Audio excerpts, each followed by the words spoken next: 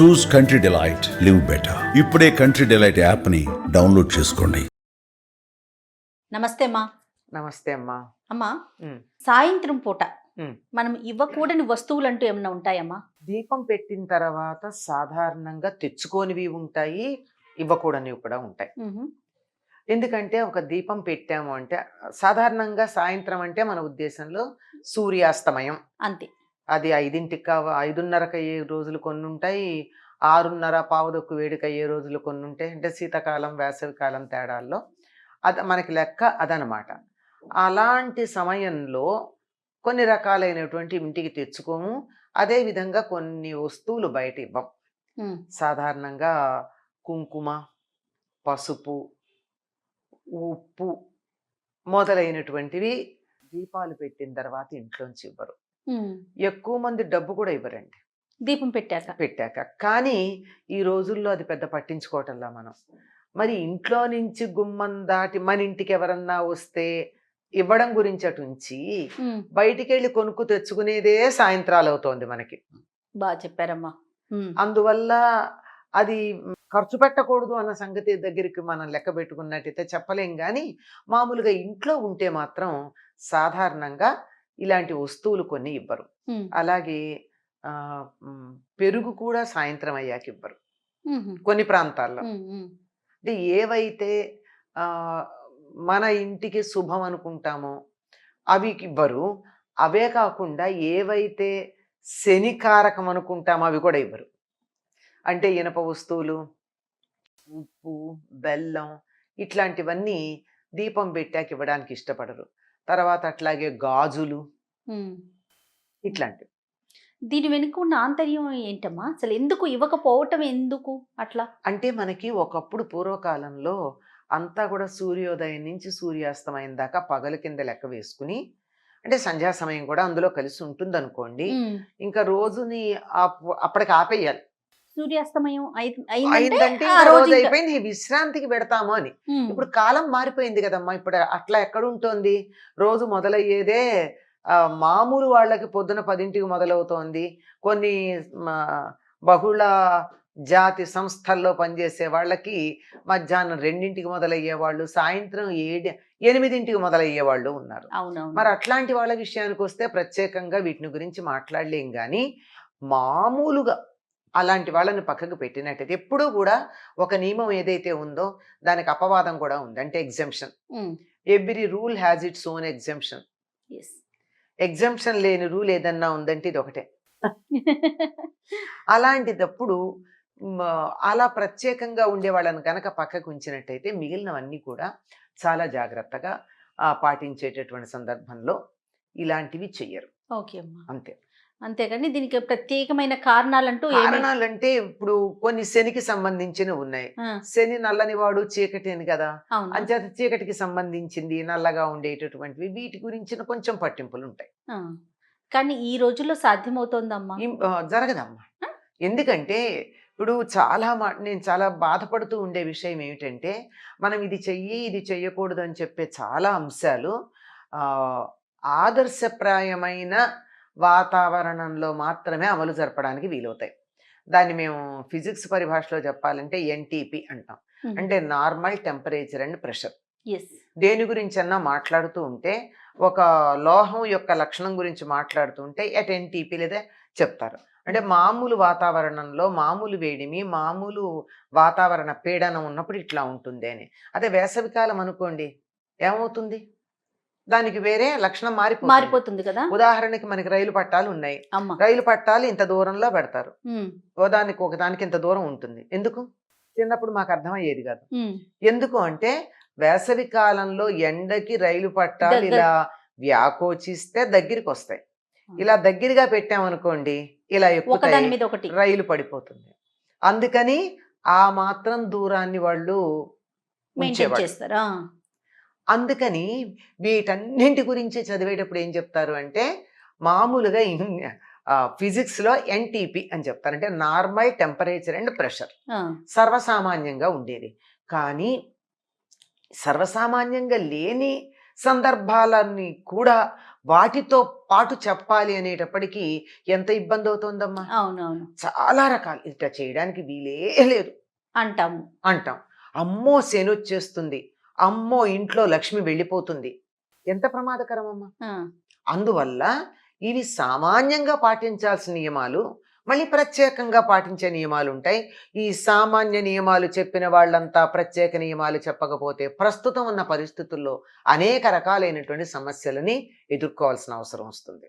అమ్మ మీరు చెప్పండి వ్యక్తిగతంగా. ఉమ్. ఇప్పుడు పెరుగు ఇవ్వకూడదు, గాజులు ఇవ్వకూడదు, ఇలాంటివి మనకి నిజంగా పాటించడానికి అవకాశాలు చాలా తక్కువ ఉన్నాయి ప్రస్తుతం. ఉమ్, కానీ అలా పాటించకపోతే ఉమ్. ఏమన్నా ఇబ్బందులు పడటానికి కూడా అవకాశం ఉందంటారా?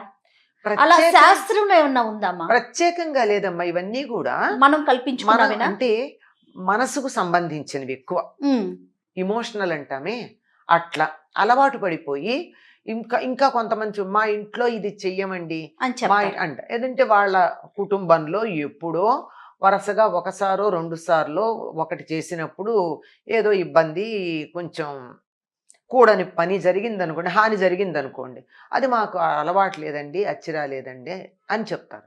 అట్లా ఒక జాతి, ఒక పరిస్థితి, ఒక వాతావరణం, ఒక కాలం వీటిల్లో వచ్చేసాయి. ఒకప్పుడు ఎట్లా ఉండేదమ్మా, 8 ఏళ్ల లోపున పెళ్లి చేయకపోతే వెలేసేవారు కదా, అవును. ఉప్పు నిప్పు కూడా అప్పిచ్చేవారు కాదు. ఏంటి పెళ్లి చేయకపోతే ఆ కుటుంబానికా? ఆడపిల్లకి 8 ఏళ్ల లోపల పెళ్లి చేయకపోతే వాళ్ళని దూరంగా ఉంచేసే వాళ్ళ కుటుంబం.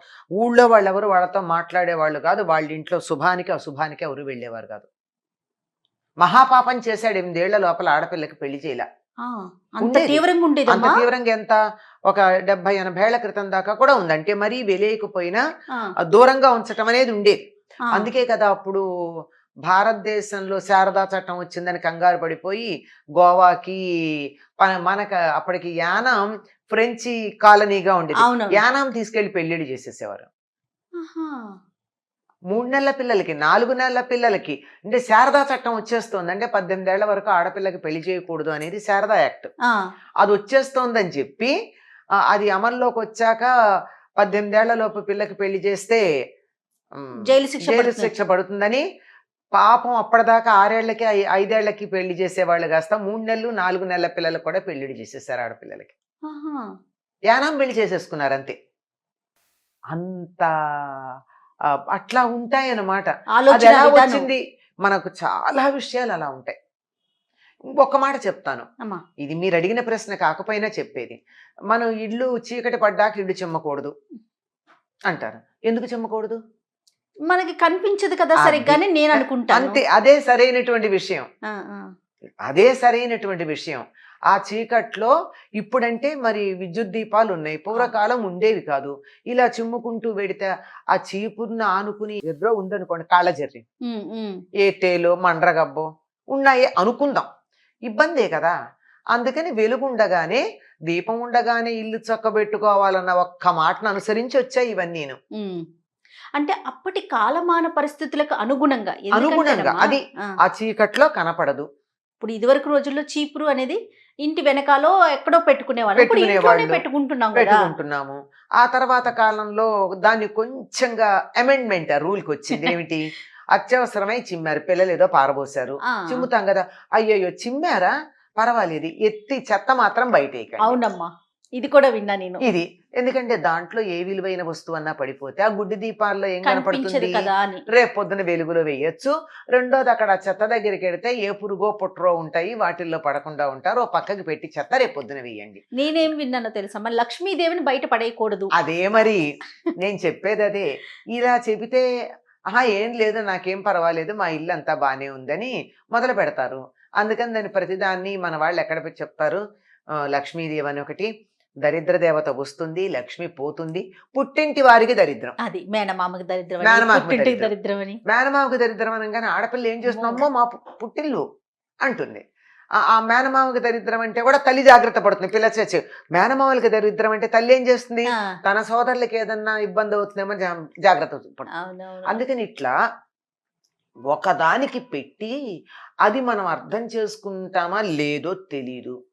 ప్రతిదాన్ని నాన్ సెన్స్ అని పక్కకు పడేసే ఒక దుర్గుణం మనకు ఉంటుంది. అవును. అందుకే ఈ సెంటిమెంట్తో కలిపారు. Yes. ఆ, అట్లా ఉంటాయి. అది ఎమర్జెన్సీతో ఏమవుతుందమ్మా ఇస్తే?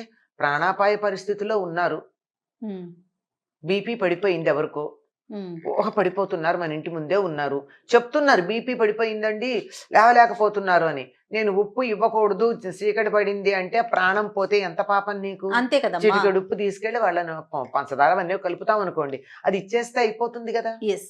అందుకని ఇవన్నీ నేను చెప్పేవి ఇలాంటి వ్యవహారానికి సంబంధించినవన్నీ కూడా ఆదర్శప్రాయమైనటువంటి పరిస్థితుల కోసం పెట్టినటువంటివి. అంతేగాని మారడంలో తప్పు లేదు. తప్పులే, సందర్భాన్ని బట్టి బట్టి, దాన్ని ఆ. మార్చుకోవాలి. నాన్ సెన్స్ అని నాన్ కొట్టేయొద్దు. సెన్స్ కొట్టేద్దు. పెట్టడానికి వెనకాల ఒక కారణం ఉంది. అమ్మా, ఆ కారణం ఆ పరిస్థితులకు సరిపోయింది, మంచిదే కూడా అలా కొన్ని పాటించటం అమ్మా. చాలా మంచిది పాటించటం. ఉమ్, కానీ అవి చాదస్తంగా పాటించకూడదు, ఉమ్. మూర్ఖంగా పాటించకూడదు. ఎంతవరకు తీసుకోవాలో ఎంతవరకు తీసుకోవాలో అంతవరకే తీసుకోవాలి. ఆ విధంగానే దాన్ని మీరు అన్నారు ఇందాక లక్ష్మి అని, చెత్తని కూడా లక్ష్మిలా భావిస్తాం మనం. ఉమ్, అది కూడా ప్రకృతే కదమ్మా చెత్త. అవునమ్మా, అవునమ్మా. ప్రకృతి అంతా అమ్మవారి యొక్క స్వరూపమే కదా, కనుక చెత్త కూడా అమ్మవారే. కాకపోతే దానికి పెట్టాల్సిన చోటు వేరుంది. అంతే. ఏది ఎక్కడ పెట్టాలో అక్కడ తప్ప ఉమ్, ఇంకో చోట ఉండకూడదన్నారే తప్ప, ఇక్కడ వాడద్దన్నారే తప్ప, అది పనికిరాందని అసహించుకునేదని కాదు.